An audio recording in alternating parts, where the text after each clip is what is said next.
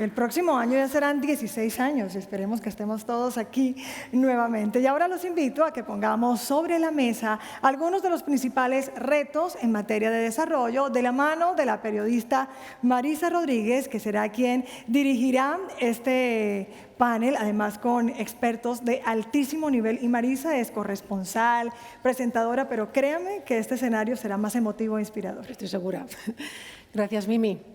Cuando me dijeron que moderara este panel, pensé en lo importante que sería que todos los días los periodistas que trabajamos en medios de comunicación pudiéramos hablar a diario de lo que hoy vamos a hablar, de reducir la pobreza, de intentar que las oportunidades lleguen a todos, que la digitalización no deje a nadie atrás, que las mujeres se empoderen, que todos seamos lo más sostenibles posibles. Noticias que tanto importan a los ciudadanos de a pie y de las que saben mucho en esta fundación y, sobre todo, sus protagonistas, los casi 3 millones de emprendedores de escasos recursos a los que sigue sosteniendo. Todos esos temas tan determinantes de cara a este presente complicado que vivimos y de cara también a un futuro que galopa, los gestionan las entidades de la Fundación Microfinanzas a través de prioridades estratégicas: la inclusión social, económica y digital, el empoderamiento de la mujer, la sostenibilidad y la educación. Esos son sus motores en desarrollo, que en definitiva son los que citaba al principio, pilares que hoy están en todas las agendas nacionales e internacionales y que en la agenda de la Fundación llevan años marcando el ritmo, empujados por 2 palancas: la innovación, con la tecnología y la conectividad como vértices, y la medición del impacto social y económico. Porque así como decimos los periodistas que lo que no se cuenta no existe, lo que no se mide no se puede mejorar. Y la pobreza no solo se mide en términos de ingresos. La pobreza también se refleja en las viviendas que habitamos o en el modelo de salud o de educación de nuestros países. De todos estos temas espero que nos hablen nuestros expertos. Invito a subir a Andrés Alamán, secretario general iberoamericano, SEGIP. Un aplauso, por favor.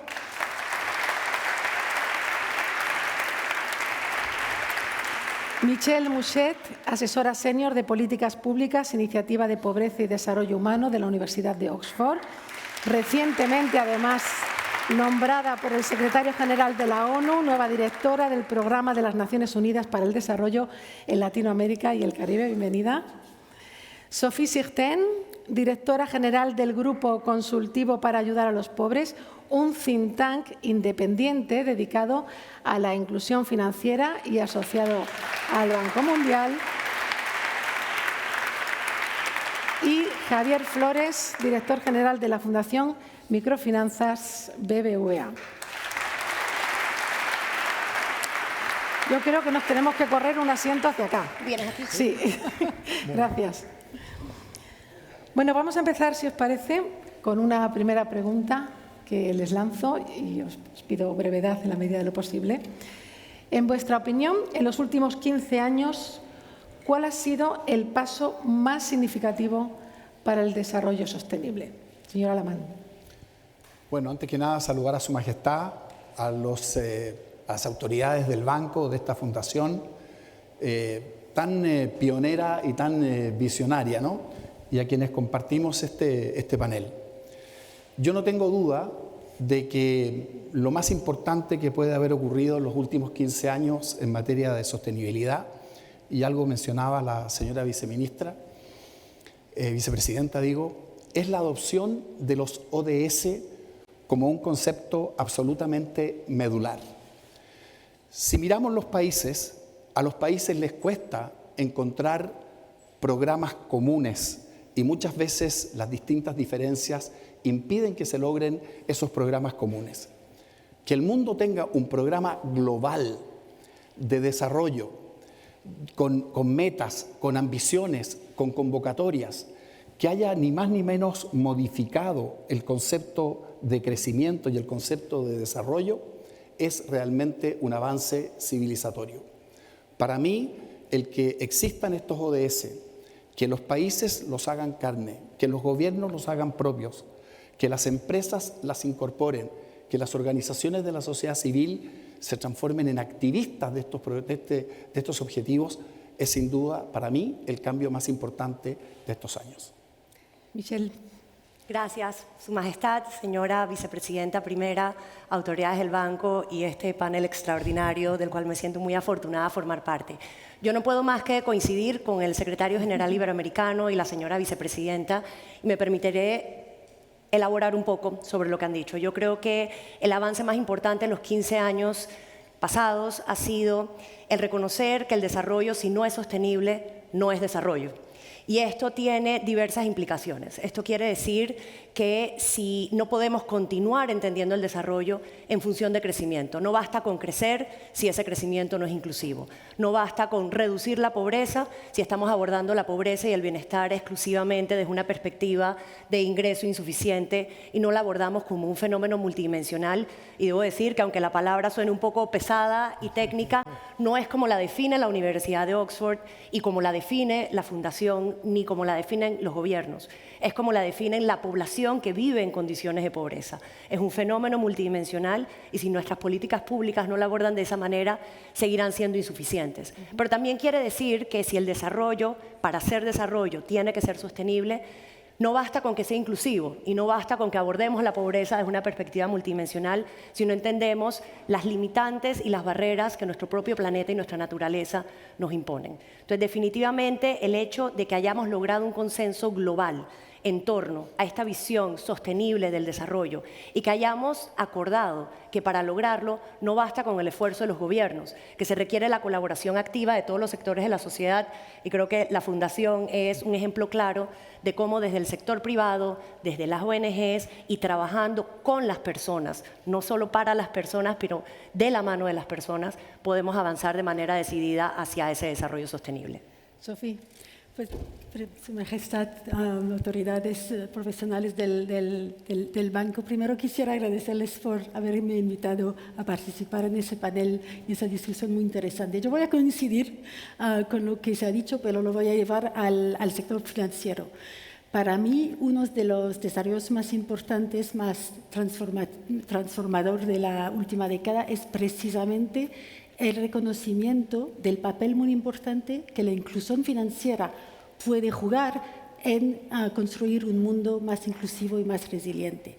Y eso lo hemos visto, por ejemplo, empezando con los organismos que definen los estándares financieros, tales como el Comité de Basilea o el organismo, el Consejo de Estabilidad Financiera, que hace hasta una década solamente se enfocaban o mayormente se enfocaban en mantener la estabilidad financiera y que ahora han incorporado en sus estándares objetivos de proporcionalidad, por ejemplo, que lo que hacen es exactamente reconocer que la estabilidad financiera y la inclusión financiera deben ir conjuntamente para lograr un desarrollo inclusivo. Lo vemos también en lo que las instituciones internacionales, tales como el Banco Mundial o el FMI, hacen, porque, por ejemplo, han desarrollado el índice que se mencionó más temprano del FINDEX, que es un índice de inclusión financiera que no existía hace una década, y han incluido en sus asesoramientos del sector financiero módulos no solamente de inclusión de estabilidad financiera, pero también de inclusión financiera. Los países también hemos visto un aumento increíble en el número de países que han desarrollado estrategias de inclusión financiera. Y por otra parte, en el sector privado, tal como la Fundación BBVA lo ha liderado, lo ha demostrado para todo el sector, también se ha reconocido muchísimo más que antes que había que lograr no solamente un resultado financiero, pero también un impacto social. Y eso se está transformado en una norma. Entonces yo creo que eso es un desarrollado muy importante. Javier. Bueno, yo primero quiero agradecer a Su Majestad el apoyo que siempre nos ha dado a la Fundación ya por muchos años y por aceptarse la presidenta de honor de nuestro evento. Muchísimas gracias, Majestad. Agradecer a la vicepresidenta del Gobierno su presencia aquí y, por supuesto, a Carlos Torres, presidente de BBVA, todo su apoyo, ¿no? Yo estoy completamente de acuerdo con lo que han comentado los tres panelistas y no soy dudoso con los ODS porque la Fundación, de hecho, perteneció desde el año 2015 al grupo del sector privado que estuvo impulsando Naciones Unidas en Nueva York y fuimos una de las 13 instituciones mundiales que participamos en esos inicios en el año 2015 de los ODS, ¿no? Pero si me tuviera que circunscribir a la Fundación, bajando un poquito más a pie de pista, diría que la revolución tecnológica y la transformación digital ha sido para nosotros un punto fundamental en estos 15 años en la Fundación, ¿no? Yo creo que al final tenemos que reconocer que la disrupción que ha producido la tecnología y la digitalización ha permitido incluir financieramente a centenares de millones de personas. Podemos hablar de en torno a 1.500 millones de personas en los últimos 15 años, son estimaciones nuestras, ¿no?, propias, y han dado la posibilidad de democratizar, universalizar de alguna manera lo que es el acceso a servicios financieros formales, ¿no? Yo creo que esto es un punto fundamental de estos últimos 15 años. Al mismo tiempo, creo que todo este tema de la tecnología y la digitalización también es un punto muy importante de cara a hacer accesible temas tan importantes como la salud, la educación y el acceso a la información, ¿no? Yo creo que eso tiene que llegar a todo el mundo, a todas las capas de la población, ¿no? Entonces, yo me tuviera que decir, en base a mi experiencia, diría la tecnología y la digitalización. Señora Alamán, tal y como están las cosas en América Latina tras la pandemia y con una economía global tan inestable, ¿cuáles son los principales desafíos? Ya sé que es la gran pregunta, pero ¿cuáles son los principales desafíos y cuál sería la manera más inteligente de conseguirlos? A ver, bueno, América Latina es una tierra de oportunidades, pero como usted dice, también es una tierra de desafíos. Y si uno tuviera que ponerlos así rápidamente para vincularlo con el tema que nos ocupa, yo diría que los tres desafíos que tiene América Latina son impulsar el crecimiento, mejorar su gobernabilidad y aumentar la confianza. Y esas tres cosas hay que hacerlas al unísono. En términos de impulsar el crecimiento, ahí América Latina tiene una deuda, tiene, no me atrevo a decir una falla geológica, pero tiene un rezago. Hace 40 años se hablaba de que América Latina, por su bajo crecimiento, había tenido una década perdida. Y han pasado 40 años y en esta década estamos volviendo a hablar de una década perdida. Por lo tanto, impulsar el crecimiento yo diría que es una prioridad extraordinariamente importante. Carlos hacía ver el impacto que tienen las microfinanzas en la vida de las familias y seguramente vamos a tener tiempo para hablar del impacto que tienen también en las mujeres. Pero la inclusión financiera tiene también un impacto más global. La inclusión financiera permite ir derrotando la informalidad, que es uno de los males que tiene América Latina.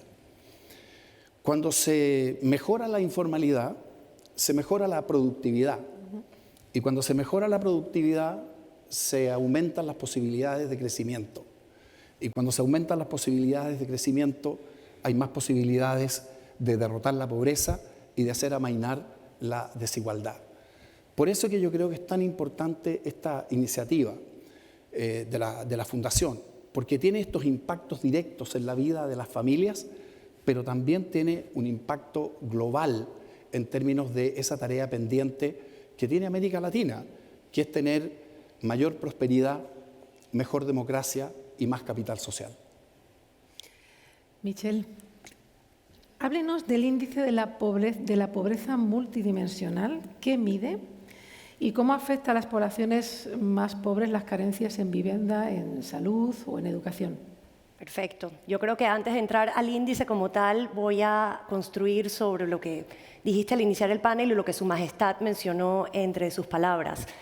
La pobreza es un fenómeno multidimensional. Históricamente, los países de todo el mundo, Europa, América Latina y todos, hemos entendido la pobreza como el ingreso insuficiente y consecuentemente de esa manera la hemos medido y consecuentemente de esa manera la hemos abordado desde el mundo de las políticas públicas.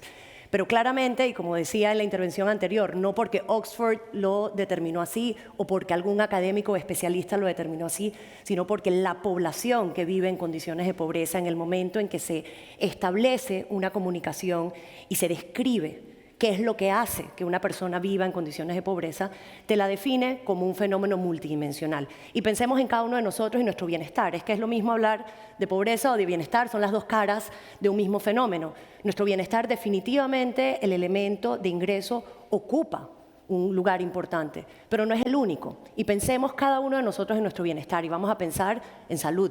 Y vamos a pensar en nuestra posibilidad de generar ingresos suficientes para vivir una vida digna. Y vamos a pensar en contar con un techo donde vivir, en tener acceso a la educación o poder garantizársela a nuestros hijos. Entonces, la Universidad de Oxford lo que hace es desarrollar una metodología que permite capturar esas múltiples carencias que inciden simultáneamente en la vida de las personas, porque este es otro elemento importante. Nosotros no vivimos nuestro acceso o no acceso a la salud independiente de nuestras carencias en materia de educación. Vivimos todo a la vez. Y no podemos abordarlo desde las políticas públicas o desde las políticas de parte del sector privado como realidades disociadas y separadas entre sí.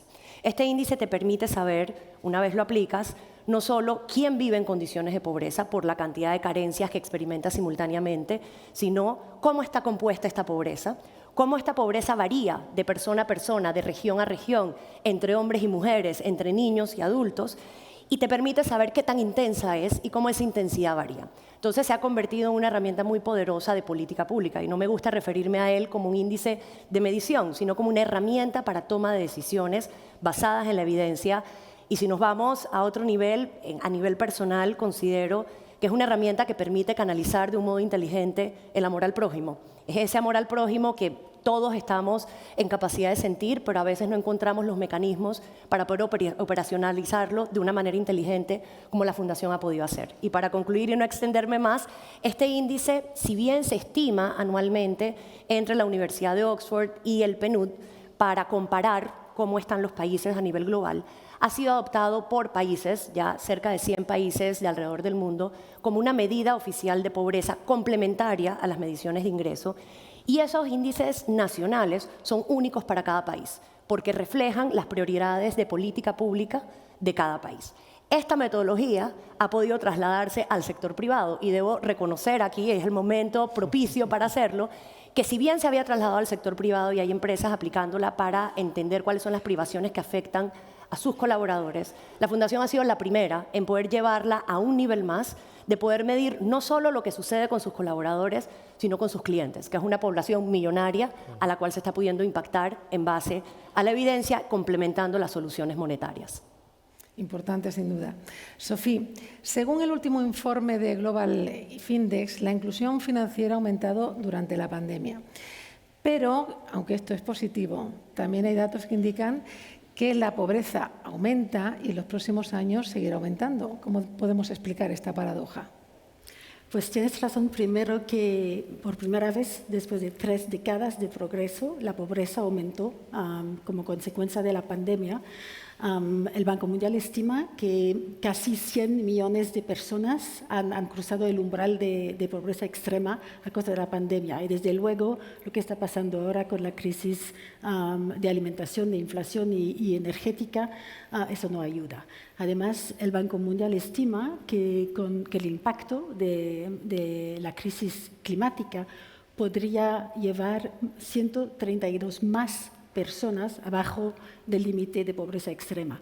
Y con eso podríamos terminar en 2030 con 7% de la población mundial, que son 600 millones de personas, en pobreza extrema en vez de los 3% que teníamos como meta.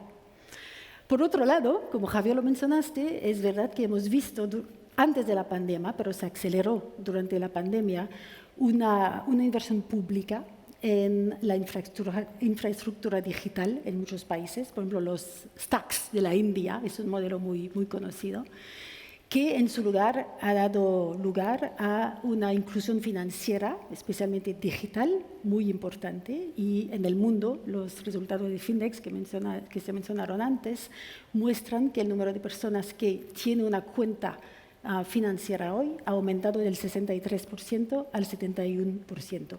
En América Latina, el aumento ha sido el más grande del mundo, de todas las regiones del mundo, más 18%, para llegar a 73% de los adultos.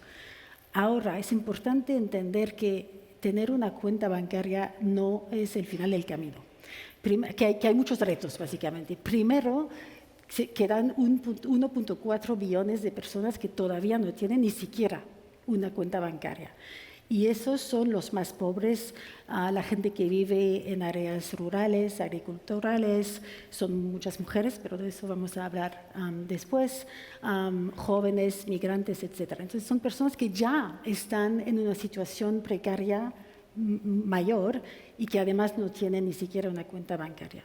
Y segundo, como lo decía, el hecho de tener una cuenta bancaria no es suficiente para lograr un desarrollo inclusivo, para que la gente pueda aprovecharse de las oportunidades económicas que se presentan a ellos. Hace falta ahorros, hace falta crédito, hace falta seguros y para enfrentarse también a los choques que la vida les envía. Entonces, hay retos. Entonces, para mí, más que una paradoja, lo que tenemos enfrente de nosotros es una oportunidad. Es una oportunidad de, básicamente, aprovechar de esa digitalización mayor que se ha desarrollado en el mundo, incluido en América Latina, para enfrentarnos a esa pobreza que sigue aumentando e incluir más gente en un futuro más inclusivo y más resiliente. Y para eso sabemos qué hay que hacer, porque lo que ha pasado durante la pandemia nos da el modelo. Sabemos que digitalizando, construyendo conectividad, llevando la conectividad a zonas rurales, digitalizando pagamentos públicos, privados, desarrollando agentes y agentes, etcétera, lo podemos hacer. Vamos a hablar no solo de estadísticas, sino también de personas. Javier, la Fundación lleva 15 años ayudando a millones de personas. Usted ha estado sobre el terreno. ¿Cuál es su impresión del trabajo que han realizado? Bueno, tratar de resumir 15 años en 2 minutos va a ser un poco complicado. Se ha dicho aquí algunas cifras, el presidente de BBVA lo ha comentado, ¿no? 6 millones de personas impactadas, con un impacto indirecto, ¿no? que llega a 18-20 millones de personas. 18.000 millones de dólares en créditos de $1.000 de promedio. Este mismo año vamos a desembolsar 1.500 millones, solo en el año 2022. Ha sido un proceso de aprendizaje continuo, ¿no? Y hemos aprendido de los clientes y con los clientes. Y ha sido, la verdad, que muy intenso, ¿no? Hemos tratado de posicionar la Fundación en las áreas donde no están los bancos, donde no quiere ir nadie, en las zonas remotas, ámbitos rurales, al campo, en las zonas periurbanas, porque ahí es donde están las bolsas de pobreza que menos oportunidades tienen, ¿no? Las personas que menos oportunidades tienen. Como decía antes, hemos apostado por la tecnología, hemos tratado de digitalizar nuestra operación, pero tratar de empezar a llevar ese proceso de digitalización no solo con servicios financieros, sino también con educación y en habilidades digitales a nuestros clientes, y ha sido un proceso absolutamente extraordinario, ¿no? Hemos aprendido que, como ha dicho aquí Sofía, no se trata de tener una cuenta, se trata de que la usen, ¿no? Y que hagan un uso responsable de los productos y los servicios financieros. Y uso responsable significa formación y acompañamiento a lo largo del tiempo. Hemos aprendido que esto no va de dar un crédito, va de acompañar a las personas, a la familia, al hogar, a lo largo del tiempo, durante 5, 6, 8, 10 años. Hemos aprendido muchas cosas, pero sobre todo lo que hemos aprendido de los emprendedores es la capacidad de adaptación, la capacidad de resiliencia y la capacidad de reinventarse que tienen. Ahora en la pandemia hemos visto que más del 73%, en nuestros clientes, el 73% habían disminuido sus ingresos con respecto al periodo anterior a la pandemia. Y de ese 73%, el 36% habían perdido sus ingresos a un nivel de menos del 50%.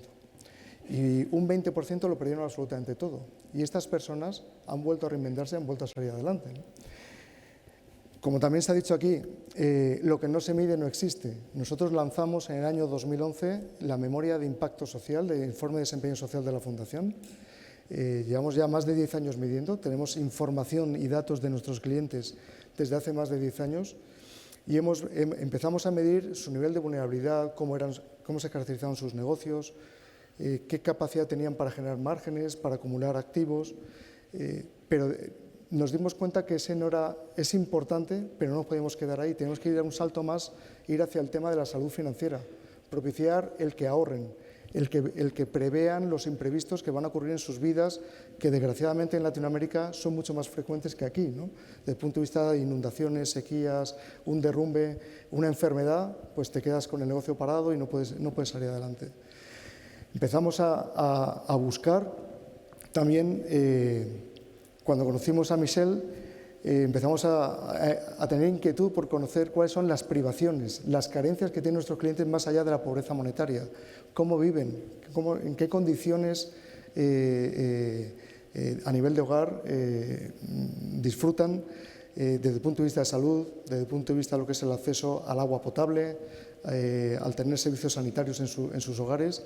Y hemos empezado a tener información de esto para tratar de adaptar nuestra propuesta de valor y poder acompañarles a mejorar su calidad de vida, ¿no?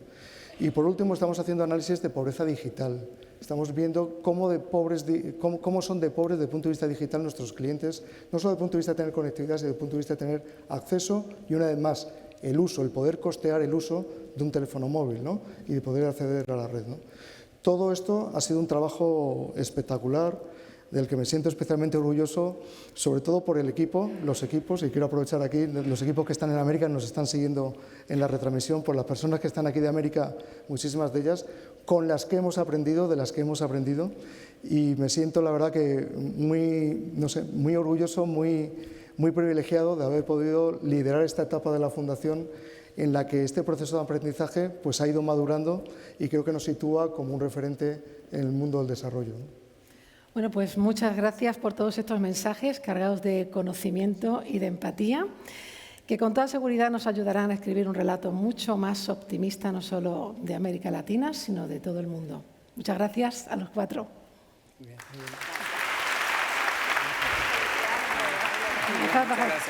Gracias.